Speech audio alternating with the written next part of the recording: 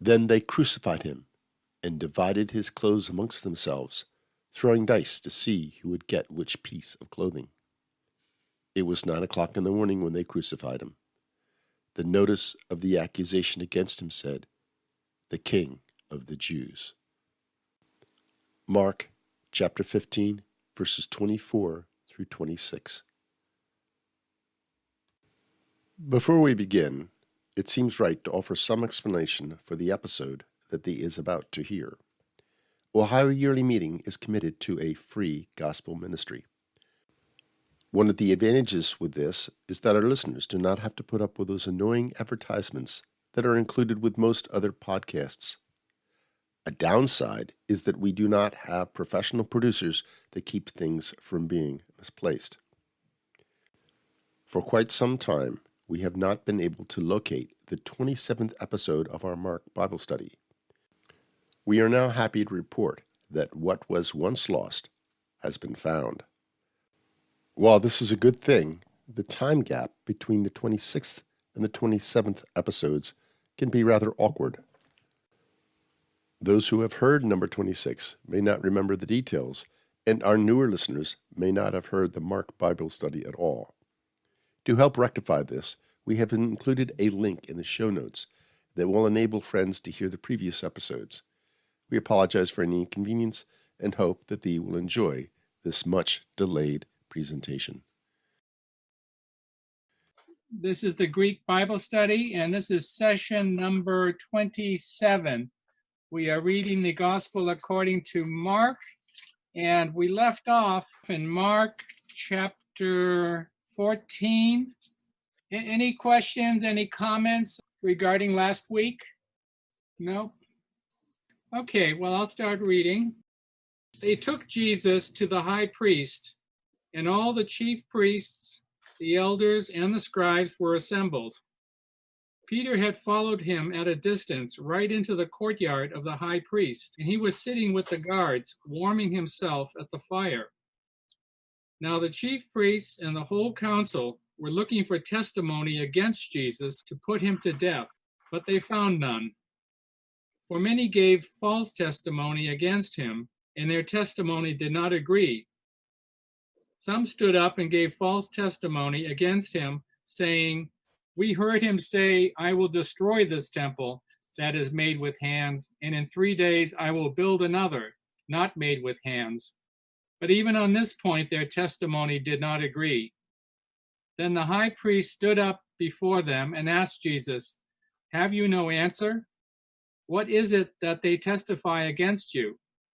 But he was silent and did not answer. Again the high priest asked him, "Are you the Messiah, the Son of the Blessed One?" Jesus said, "I am, and you will see the Son of Man seated at the right hand of the power and coming with the clouds of heaven." Then the high priest tore his clothes and said, "Why do we still need witnesses? You have heard his blasphemy. What is your decision?" All of them condemned him as deserving death. Some began to spit on him, to blindfold him, and to strike him, saying to him, "Prophesy." The guards also took him over and beat him. Maybe there's just a little bit here about the politics involved, I think that we should say. Of course, at this time, Palestine was a province of the Roman Empire. The final control over everything rested in Rome, not in Jerusalem. But the Romans gave a certain amount of authority and power to all their local governments, so that here Jesus is brought up before the powers in Jerusalem. Now, one other important thing to remember is that there was no separation between religion and state here at this time, that the highest council here, the high priest and the chief priests, are part of this council that is both a religious and a political entity. There was no separation, as we know it, between state and religion. One other thing that's important to understand is that the Romans reserved the right to put someone to death, that the authorities beneath them could do that, but they had to have permission from Rome. If you recall in the book of Acts, Stephen was stoned to death by this crowd of people that was probably a vigilante type of crowd, that this wasn't something that was, immediately approved by the High Council here, the Sanhedrin. So, but what we're looking at here is somewhat irregular too, that this calling of the priests, this assembly that took place at night, was not a regular kind of thing that was done. So that, we're really looking at something very different here than the ordinary normal type of gathering or whatever of the political leaders. Now, in verse 61, in my translation, it says, "Are you the Messiah?" Does anyone have a different translation? I think mine says, "Are you the Christ, the Son of the blessed God?" Yes, okay. Well, I have Messiah, which comes from a Hebrew word, Mashiach, which means anointed, which in Greek, the Greek word is Christos. And that gives us our English word, Christ. These are all the equivalents of the same understanding. Messiah is Mashiach. It means anointed. Christos is an adjective in Greek. It means anointed. And we just put that in English as Christ. Jesus was anointed. That means he had poured into him or onto him something. And it's understood that he was anointed with the Holy Spirit, the Spirit of God. He had the Spirit of God poured onto him. If you recall what happened at the baptism with John the Baptist. And what was understood was that this is a very special kind of thing to be anointed. Earlier kings of Israel were anointed, prophets, some of the prophets were anointed. And it was a special kind of understanding that they had a special function, a special duty to do. And that what was understood here was the Messiah was someone, at this time, the Jews of the first century were hoping for a Messiah, someone who would come and get rid of the Roman army out of their lands. They looked for a kind of political, a social Messiah, someone who would help them in that way. Of course, Jesus was a very different kind of Messiah, spiritual Messiah. But those two kinds of understandings got mixed up here. But the high priest is asking him, are you the Messiah or are you the Christ? He's asking the same thing. What the translation is just using a different word for the same kind of thing. And the Son of the Blessed One, of course, is God. I think Nancy's translation actually did use the word, right, Nancy? Yes. Yeah. Yes. Henry. Yeah. Was the Judaism of the time that we're talking about, did they have an active understanding that God included spiritual things that humans partook of? What comes to mind right now, I'm thinking of of Genesis, where the Spirit of God hovered over the waters. But did they lose the emphasis of that by the time of Jesus? I can't answer that. I don't. Whether it's ongoing. I don't think so. Perhaps maybe at various times it was maybe less emphasized or more understood, but I just don't know the history of that. Yeah, well, that's my question. Yeah, sorry. Henry, I was wondering, Jesus says to the high priest that he, the high priest, will see the Son of Man seated at the right hand of the power. But does the high priest end up seeing that? I mean, he doesn't believe. And I thought Jesus only came to people that believed. 1 second, I want to look at the Greek. No, that you is a plural. He's not talking to the, actually he's quoting, what is he quoting here? I think this is from Daniel, the book of Daniel, maybe chapter 7 of Daniel, where this somewhat mysterious understanding of the Son of Man coming and who the Son of Man is I'm not clear about. Now, I should remind people, I think we've talked about this before, that the word man here, if you remember man, or I should say in Hebrew, it's Adam, right? It's Adam, yeah, means man or mankind in Hebrew. And it still means that in modern Hebrew too, Adam. So it's whenever you see Son of Man, you're seeing son of Adam, meaning a representative of mankind in a general sense. We are all sons of Adam. Now, this is also a term Jesus used, Son of Man, to refer to himself instead of just saying I. Oftentimes you'll see he'll refer to himself sort of in the third person. The Son of Man will do this or have this. But this reference here is to that Son of Man in Daniel. And whether that's a reference in some way to Jesus, I'm not clear about myself here. But I think that is a quote from there. I don't have a note here to tell me that in the Bible I have right in front of me. There's some other things here of the power sitting on the right hand of the power. The power, of course, is God.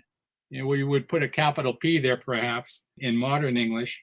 And even I think, and if you know these groups like Alcoholics Anonymous, in their talk and in their writings, they talk about one's higher power. So that's what we are basically talking about here. And even when you have an expression coming with the clouds of heaven, that oftentimes is an indication of something like an epiphany when someone has a spiritual insight. So we may be talking about something here more than a physical kind of thing being mentioned here. Anyway, in the next verse, then the high priest tore his clothes. Well, it was traditional at that time for someone to tear their clothes if they heard someone blaspheming against God. And a blasphemy at that time basically meant saying something, how can I put it, not in accordance with how one should refer to God.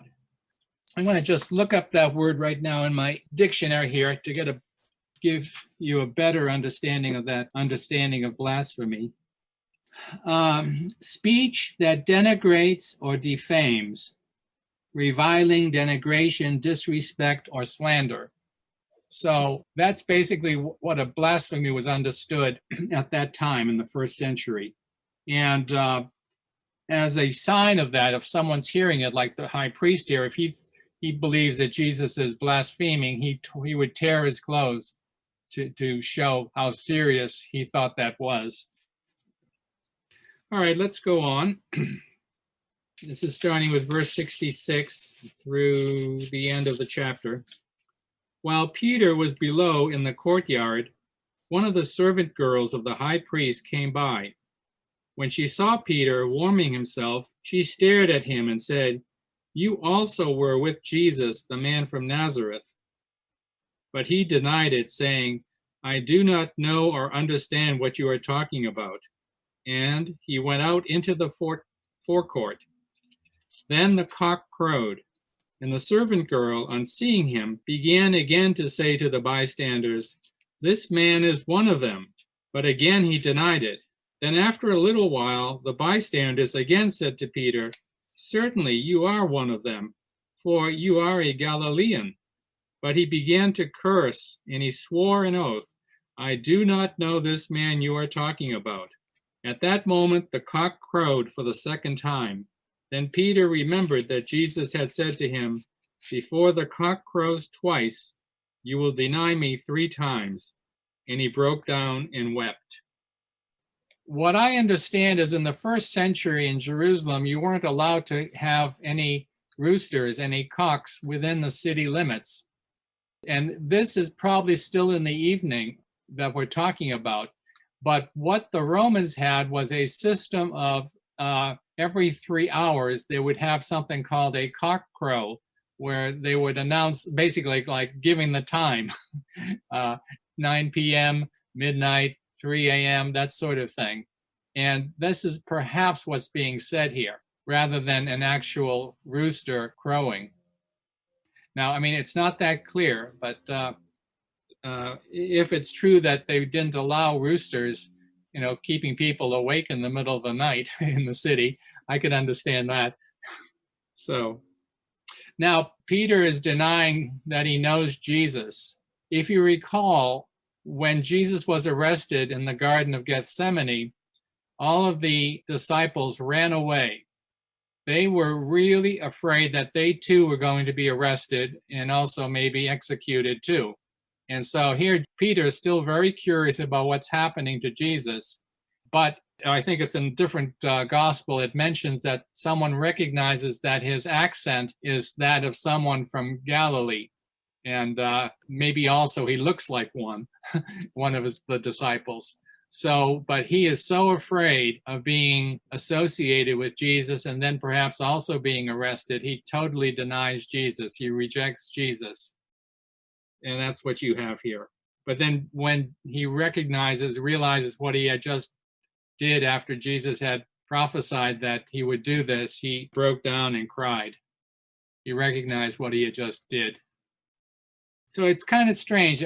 In one sense, I think Peter was really gutsy to go right into the courtyard, the home of the high priest, and still kind of curious about what's happening to Jesus. And yet, when he's confronted, his faith is weak. Any questions? Any further comments? Sorry, I had a question on, still going back to the earlier section when the crowd then starts asking or saying that for this blasphemy, Jesus should be condemned to death. Was that considered the standard punishment for blasphemy? I don't know if you could say it the standard. That I don't know. Would that have? Do you know if that would have been common?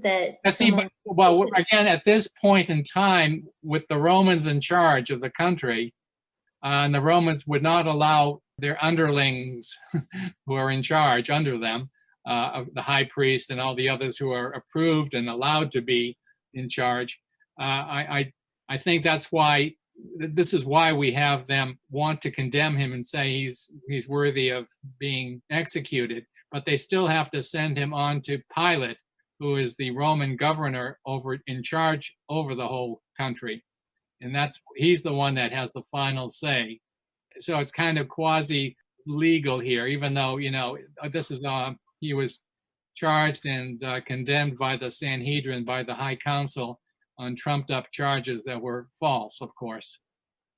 And again, this is a special meeting in the evening or whatever during the night, which was totally unusual and that wouldn't have happened otherwise. But there were just enough people in the High Council, the Sanhedrin, angry enough and wanting to see Jesus put to death that it happened.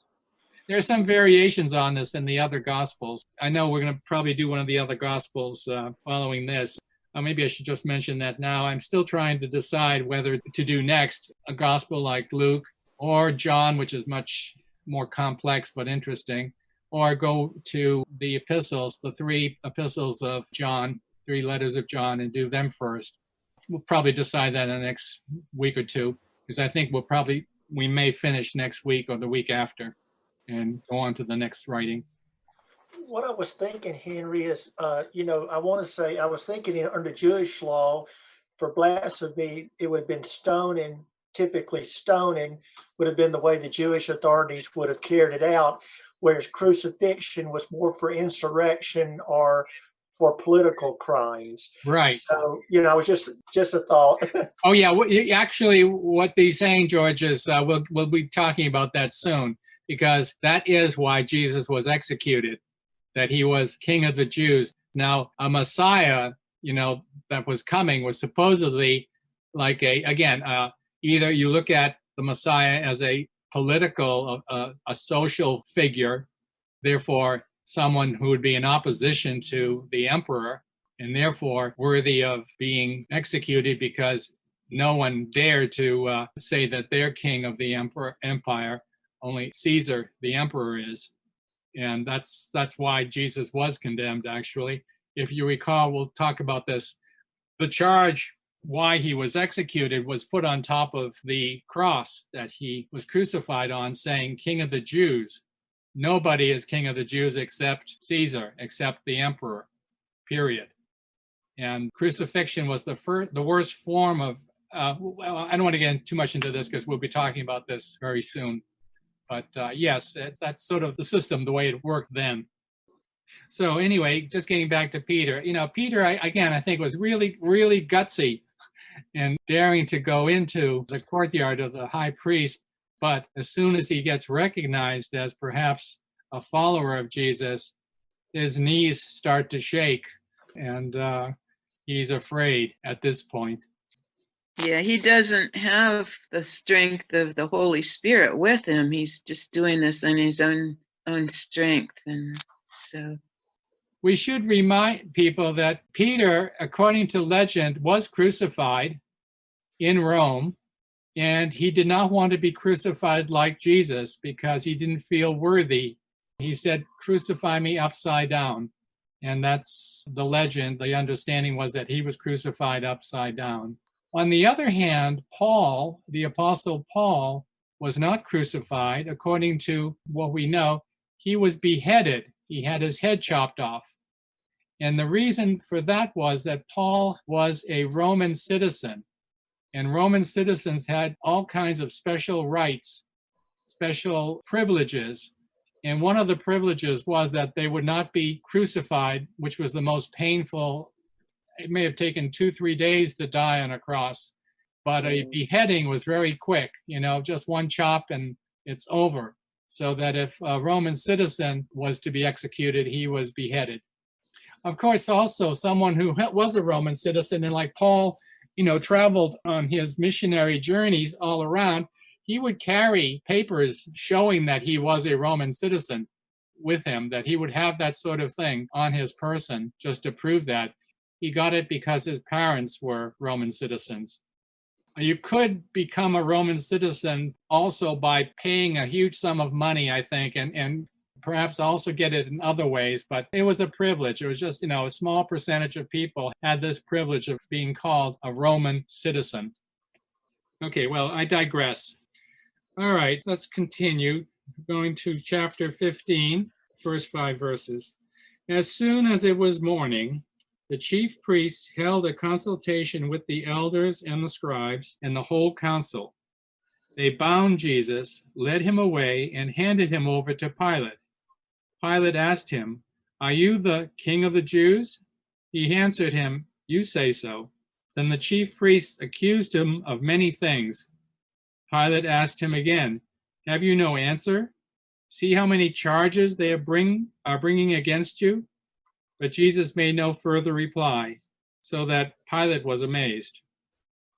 So this is, again, the primary charge. There are several charges the chief priests are accusing him of, but the number one thing is King of the Jews. Kings of the various provinces in the Roman Empire would be approved of by the emperor.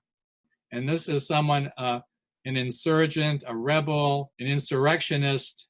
That's what they're accusing Jesus of being, that he wants to be king. I'd like to just go to John chapter 6 and read something there. Okay, at the beginning of chapter 6 in John, we have the feeding of the 5,000, the multiplication of the loaves. And if you go down to, let's say, start with verse 14 through 15, when the people saw the sign that he had done, they began to say, "This is indeed the prophet who is to come into the world." When Jesus realized that they were about to come and take him by force to make him king, he withdrew again to the mountain by himself. He was not going to allow people to make him a political king. That's not what he was. Okay, let's continue through 6 through 15. Now at the festival, he used to release, that is Pilate, used to release a prisoner for them, anyone for whom they asked. Now a man called Barabbas was in prison with the rebels who had committed murder during the insurrection. So the crowd came and began to ask Pilate to do for them according to his custom. Then he answered them, "Do you want me to release for you the King of the Jews?" For he realized that it was out of jealousy that the chief priests had handed him over. But the chief priests stirred up the crowd to have him release Barabbas for them instead. Pilate spoke to them again. "Then what do you wish me to do with the man you call the King of the Jews?" They shouted back, "Crucify him." Pilate asked them, "Why? What evil has he done?" But they shouted all the more, "Crucify him." So Pilate, wishing to satisfy the crowd, released Barabbas for them. And after flogging Jesus, he handed him over to be crucified. There's some interesting political tension going on here between Pilate and the Jewish leaders here. Pilate recognizes that they're playing a game here with him. He knows that Jesus is not guilty of anything, but that he's trying to show off that he knows what's going on here. Yeah, I'd say he also, Pilate, mocked the Jewish leaders. Yes, Pilate was, from what I understand, he was really hated by Jews, and he himself did not like being in charge of the Jews himself. Several years later, he himself was recalled to Rome because there were so many complaints against him that they recalled him from his governorship of Judea at this time. But he really didn't care for the Jews whatsoever. There's an interesting question that comes up here too. Maybe it's the linguist in me that wonders. Someone like Pilate, well, he was a Roman, but being educated, he would have learned to speak Greek, which was the international language of the time. So he would have been speaking Greek and Latin. It's very unlikely he would have learned Aramaic, which was the language that was being spoken by most of Jews at this time. So what language was being used here at this time? Were there interpreters or not? Nowhere does it say anything about that. Did Jesus speak Greek or not? I think not, but perhaps he did, but how much, we don't know. I'm just mentioning that because it's as if, all of this is going on, and it most likely would have been in Greek, because it's very unlikely that he would not be speaking Aramaic. Now, Barabbas, that's a very interesting word, a name, Barabbas. Now, what's interesting about this name is the first part, bar, means son of. Like in Scottish English, MacDonald, McNeil, McMurphy, the M-A-C, the MC there means son of. And the bar here has that same meaning in Aramaic, son of. And Abbas, the root of that word, Abba, is father or dad in Aramaic, son of the father. Father-son is his name. But that's just an interesting thing happening here, Barabbas. Could it have any extra significance because that makes him sort of a universal person that is not executed, but Christ is instead? No, I don't think so. But what it says about here in verse 7, now a man called Barabbas was in prison with the rebels who had committed murder during the insurrection. That he too is a political prisoner, just like Jesus is at this point a political prisoner being about to be executed.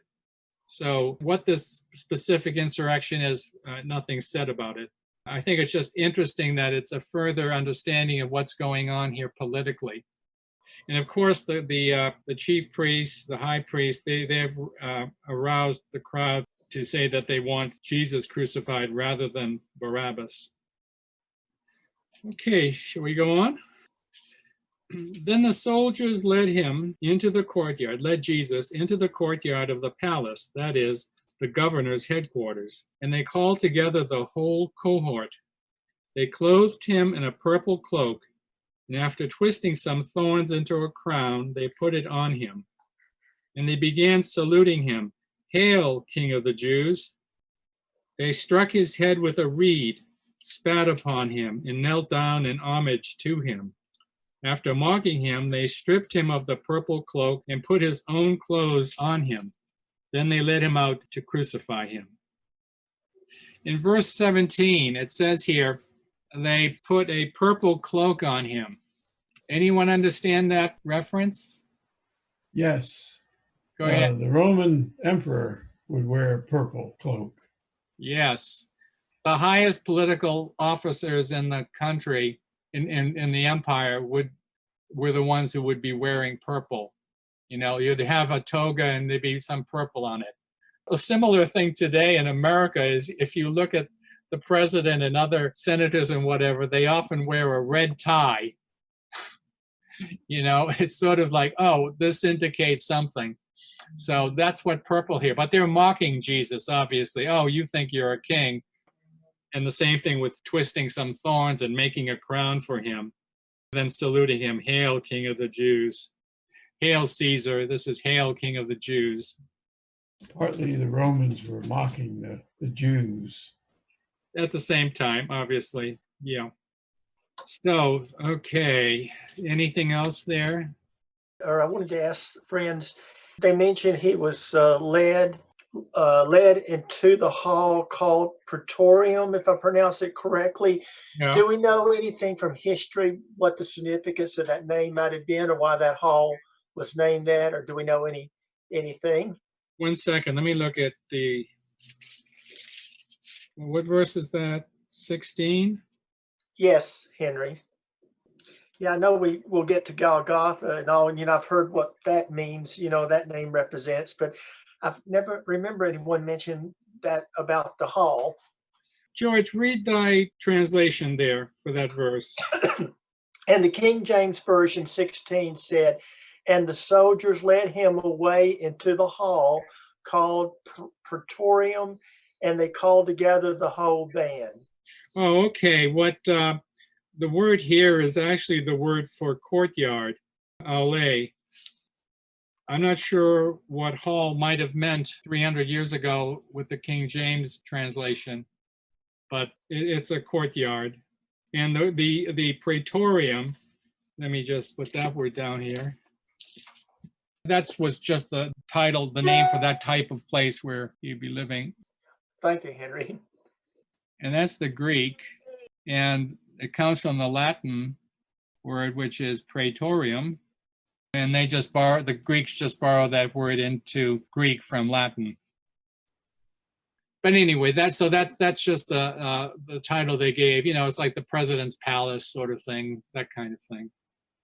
Okay. Liz might have an answer, Henry. Yeah. Yeah. Repeat that. Praetorium in Roman architecture was the central hall around which were bedrooms, and at one end of it was the reclinium where you ate. Oh, okay. So Roman houses of the elite were built around the Praetorium, which is sort of like a garden. Depending on how much money you had, it was pretty big and had statues and stuff in it. Yeah, So that was standard architecture for homes. Yes. For people with money. So it was kind of the Great Hall equivalent in British time. You come into a castle through the gate and you have the Bailey there, and then the next thing you see is the Great Hall. Okay. There's a museum in Boston. I can't think of the name of it, but it was an old mansion at one time, and it has that kind of garden in the center of it. It is a kind of a courtyard, but and all the rooms are around it. It's a kind of a rectangular building, but now it's an art museum. It was built just like that type of building. Thanks, Liz. Okay. Okay. 21. They compelled a passerby who was coming in from the country to carry his cross. It was Simon of Cyrene, the father of Alexander and Rufus. Then they brought Jesus to the place called Golgotha, which means the place of a skull. And they offered him wine mixed with myrrh, but he did not take it. And they crucified him and divided his clothes among them, casting lots to decide what each should take. It was 9 o'clock in the morning when they crucified him. The inscription of the charge against him read, "The King of the Jews." And with him they crucified 2 bandits, one on the right and one on his left. Those who passed by derided him, shaking their heads and saying, "Aha, you who would destroy the temple and build it in 3 days, save yourself and come down from the cross." In the same way, the chief priests, along with the scribes, were also mocking him among themselves and saying, "He saved others. He cannot save himself. Let the Messiah, the King of Israel, come down from the cross now, so that we may see and believe. Those who were crucified with him also taunted him. Okay, there's a lot here. We probably won't finish this today.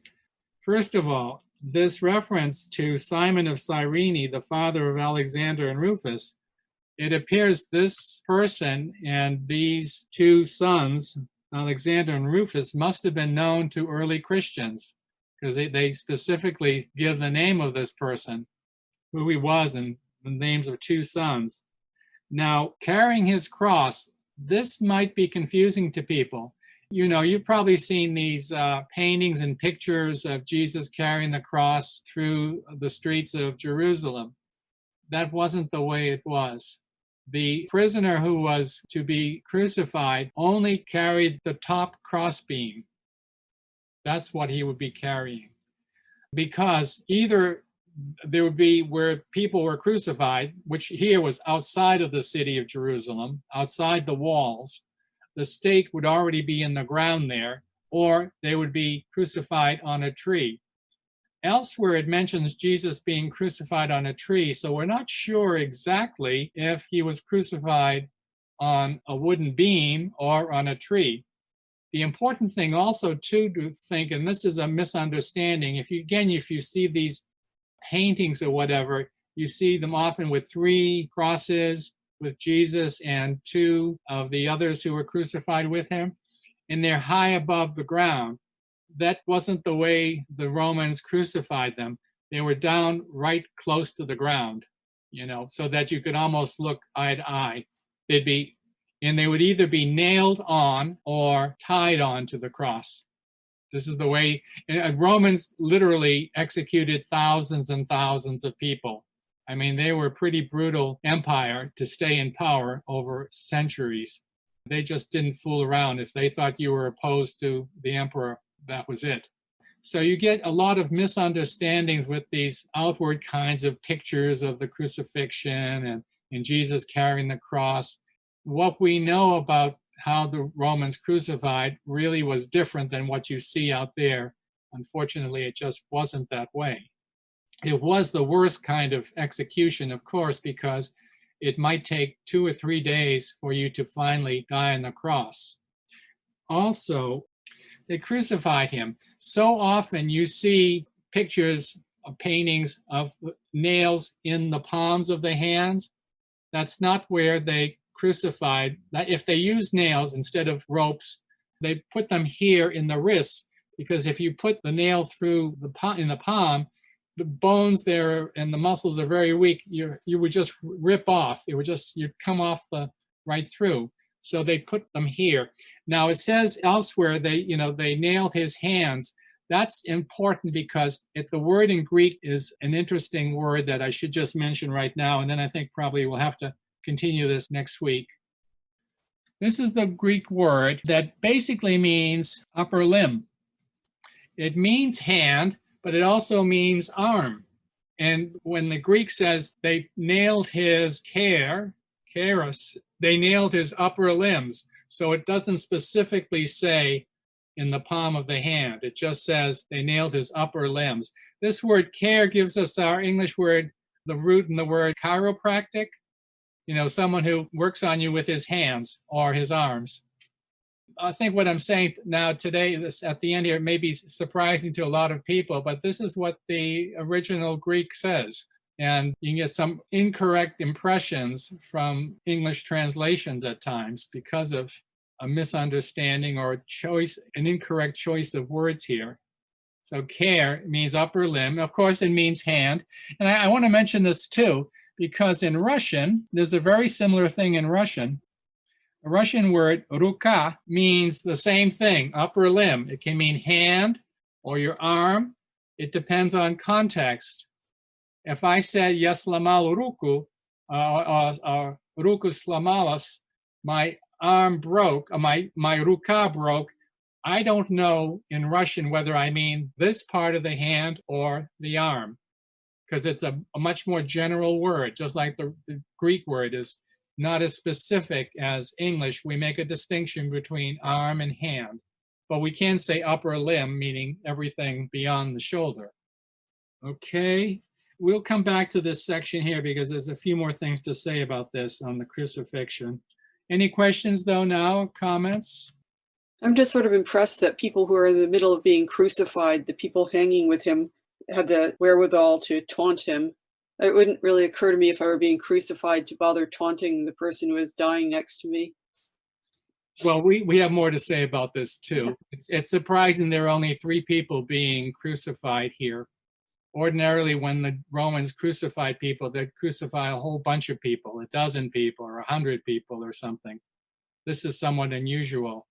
Those Jewish leaders who were opposed to Jesus just wanted something done quickly, get Jesus out of the way. They saw him as a threat to their spiritual power, perhaps. And, you know, it's sad, but this is what happened. Oh, one other quick thing, too. They divided his clothes among him. They didn't leave any clothes on the people they crucified. They took off every bit of clothing. There was no loincloth, nothing. They were absolutely naked when they crucified people. They wanted to really shame people. So they did it in so many ways here. You know, so that this isn't the kind of, you know, when you do see these pictures of crucifixion with Jesus wearing a loincloth and the nails, his hands are nailed and he's high up above the ground, that's not the way the Romans did it at that time. You know, we have more to say about this, but it was a horrible way of dying. And usually they would die of asphyxiation, you know, from hanging over and down. Eventually they just couldn't breathe. And that was most often the way people would die on the cross. Yes. They also, unless the law had a specificity, they broke their legs. So Yeah. once they put them up, they'd break their legs. And so most people died of shock. Oh, I thought it was mostly from asphyxiation I read. Oh, okay. Anyway, it was just a horrible thing. Even here, before I forget, they offered him wine mixed with myrrh. That was a kind of a nice gesture to lessen the pain somewhat. You know, if you're a little bit drunk or something, maybe. But he refused it. Jesus refused it. Okay, well, any last comments? I just want to ask that it's only 3 people there, which are crucified. Yes. It's Jesus and 2 bandits. And is that because of it was an feast day? I don't think the Romans would have cared. Also, I should say this now, the word bandit there is probably an incorrect translation. Okay, I guess we should say this now. I don't want to just leave this hanging here in the middle. This is a Greek word that means, it gets translated sometimes as bandit, thief, robber, but it also means insurgent, rebel, insurrectionist. And that's what Jesus was crucified for being. Not, and those others, the 2 with him, they probably were insurgents, rebels, insurrectionists also. Very likely. Not that they just were going to be crucified because they stole something. Of course, people who were rebels and insurgents might rob people to get money to support their rebellion. But this too, again, seems to be the wrong choice of words for who these people were. All 3 of them were understood to be insurrectionists. That's why they were all executed. Is that the same as Barabbas? Yes. Translation? Fasciastes means a factious person who causes public discord, a rebel, a revolutionary. So it is a similar meaning. Again, it means rebel, revolutionary. Okay. It's just such a difference in being able to read the original Greek than having to rely on various translations. As you can see, at least this helped open my eyes to what seems much more like a real situation going on at that time, socially, politically, religiously, and how difficult life was in an occupied country like this, where you had some of the political leaders, the Jewish leaders, religious political leaders, you know, were in cahoots with the Romans. They were quite happy to be underlings and get their particular kinds of privileges. But then there are others who obviously were rebels and insurrectionists who just hated the Romans and wanted them out of the country. And eventually the first Jewish war, 66 through 70 AD, ended with the Jews being slaughtered and the temple destroyed. Okay, so I think maybe we'll repeat some of that next week. And it looks like I'm thinking next week might be the last week on this gospel. So we will, I'll make some kind of decision next week where we go next. Okay. Okay. Thank. Do you want to, Henry? Do you want to stop the recording then? Oh, thank you, Nancy. Thank you. This podcast has been a production of Ohio Yearly Meeting. It was hosted by Henry Jason and edited by Kim Palmer. The introduction and credits were read by Chip Thomas. The quote in our introduction is from the 15th chapter of Mark, verses 24 through 26. The Good News Translation. We welcome feedback on this or any of our podcast episodes. Contact us through our website, ohioyearlymeeting.org, or email us at oimconservative@gmail.com.